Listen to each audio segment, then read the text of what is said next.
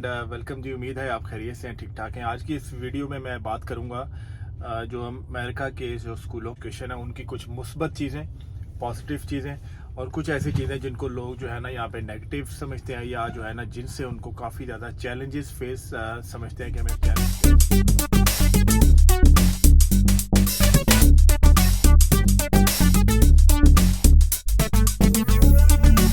करने पड़ते हैं। प्रोज एंड कॉन्स उनकी मैं बात करूंगा। तकरीबन 2004 से मैं पढ़ा रहा हूँ। मैं मैनेजमेंट और मार्केटिंग और cost accounting, certified management accounting के जो कोर्सेज हैं वो पढ़ा। एजुकेशन से ताल्लुक एक्सपीरियंस है।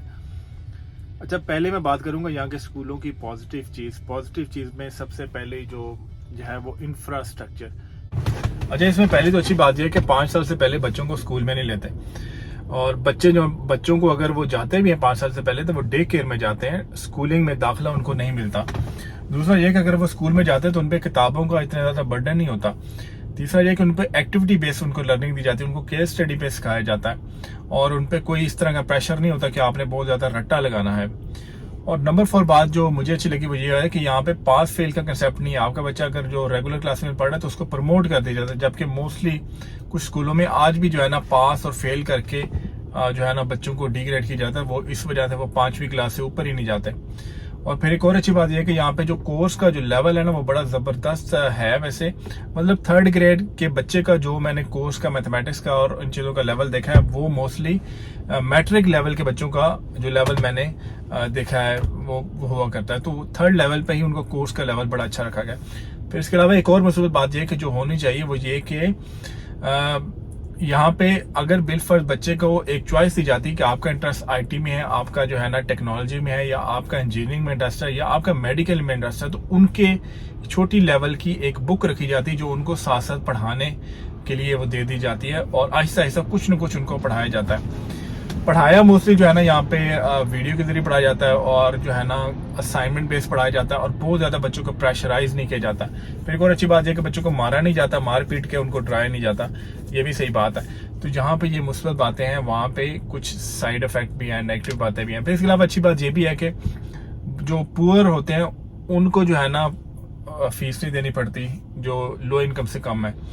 और इसके अलावा इसमें अच्छी बात यह है कि जो लो इनकम होते हैं, जो कम कमाने वाले होते हैं या जो ज़्यादा कमाने वाले जो भी है, उनको ना उनके बच्चों को स्कूल में फूड दिया जाता है, बेसिक लेवल की स्नैक बिस्किट इस तरह की होती है ताकि वो बच्चे बहुत ज़्यादा भूखे ना रहें। दूध वगैरह होता है, इस तरह की चीज़ें होती हैं।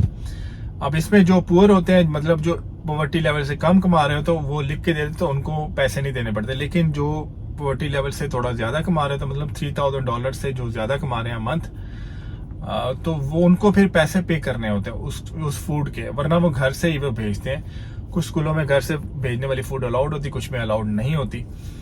तो ये जो है ना मेन इसके पॉजिटिव इम्पैक्ट्स हैं, पॉजिटिव चीज़ें हैं कि बच्चों को जो है ना इस तरह से डील किया जाता है।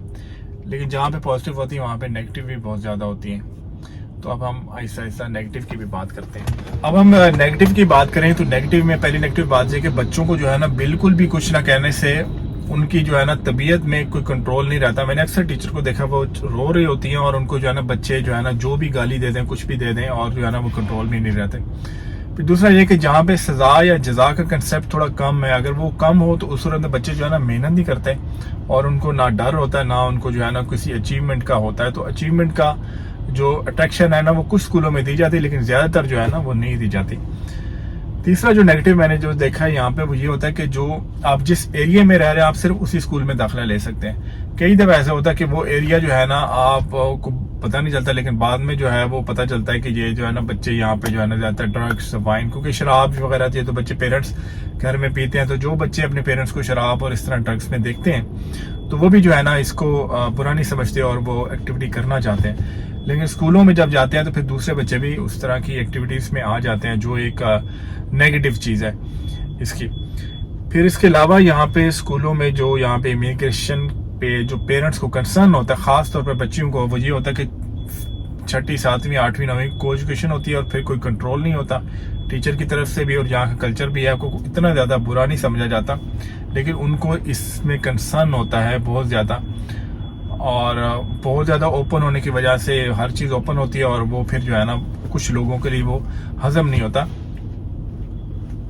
और जबकि कुछ लोग ऐसे होते हैं जिनको इससे इतना फर्क नहीं पड़ता। यहाँ पे अगर तीसरी चौथी नस्ल किसी भी इमिग्रेंट की है तो अक्सर को आप देखते हैं कि उनके जो है ना निकाह कभी होता है कभी नहीं होता, और अगर पहले बच्चे हो जाते हैं बाद में कहते हैं कि चलो अब हम निकाह भी कर लें, हालांकि कहने को वो मुसलमान भी होते हैं। तो ये भी चीज़ हर किसी को हजम नहीं होती, और ये भी मुख्तलिफ लोगों के लिए मुख्तलिफ जो है ना उसका बायस होती है फ्रस्ट्रेशन का।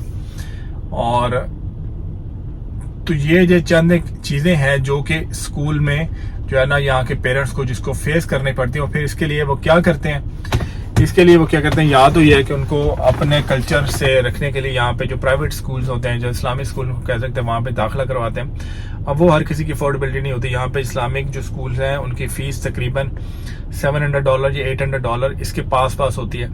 तो अगर 2 बच्चे होंगे तो आपकी बाकी खर्चे मिला के तकरीबन $2000 के पास ये फीस होगी। इसके अलावा कोई और एक्टिविटी तो आप $2500 सिर्फ बच्चों की है। तो ये वो बंदा अफोर्ड कर सकता है जिनकी तनख्वाह जो है ना $10,000 से ज्यादा है। जब $10,000 से कम होगी तो वो बंदा अफोर्ड नहीं कर पाएगा, तो उसके लिए बड़ी प्रॉब्लम और बड़ी मुश्किल बन जाती है स्कूलों में।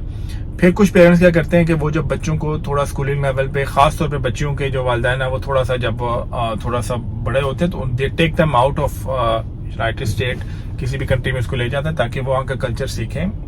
वहाँ के किसी भी कंट्री में ले जाते हैं, मतलब ये है कि जहाँ से वो बिलोंग करते हैं, फिर वहाँ से उनको सिखा के पढ़ा के बड़े होते हैं, तो फिर उनको वापस लेके आते हैं या नहीं लेके आते या उधर ही रखते हैं। तो मोस्टली पेरेंट्स जो अफोर्ड नहीं कर पाते, मोस्टली वो करते हैं, जो अफोर्ड करते हैं वो उनको फिर जो है ना दूसरे स्कूलों में लेके जाते हैं, क्योंकि उनको जहाँ नजर आता है जहाँ पे फ्री एजुकेशन है वहाँ पे कोई भी चीज़ की हर चीज़ पॉजिटिव नहीं होती, बड़े बड़े ड्रॉबैक्स होते हैं, बड़ी बड़ी नेगेटिव साइड्स होती हैं जिनका इम्पैक्ट बड़ा लॉन्ग लास्टिंग होता है। फिर एक और बड़ी बात वो ये भी है कि जो बच्चा इन स्कूलों में पढ़ जाता है, आप पेरेंट्स को 99% पता होता है कि भाई ये अब हमारे कंट्रोल में नहीं है, ये वो कल्चर में नहीं है, और ये जो है ना जिस तरह से पला है इसने इसी तरह से रहना है।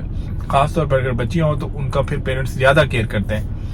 बच्चों के भी करते हैं लेकिन बच्चों की ज़्यादा करते हैं। केयर करनी तो दोनों की चाहिए, कुछ पेरेंट्स दोनों की करते हैं, लेकिन कहने का मतलब यह है कि वो कल्चर फिर सबको हजम नहीं होता। जो इन स्कूलों में पढ़ गया, जो माइंड है उसका वही माइंड सारी उम्र रहता है। तो इसके लिए भी जो है ना इमिग्रेंट के जो पेरेंट्स जो है ना काफ़ी कंसर्न रहते हैं। अगर कोई चीज़ मैंने पॉइंट मिस कर दिया तो आपके माइंड में अगर पॉइंट आता है तो वो आप ज़रूर लिख दीजिएगा। ओवरऑल ये है कि कुछ सालों तक बेटर है, अगर आप अफोर्ड कर सकते हैं तो पढ़ा लें। कुछ लोग घर में भी पढ़ाते हैं।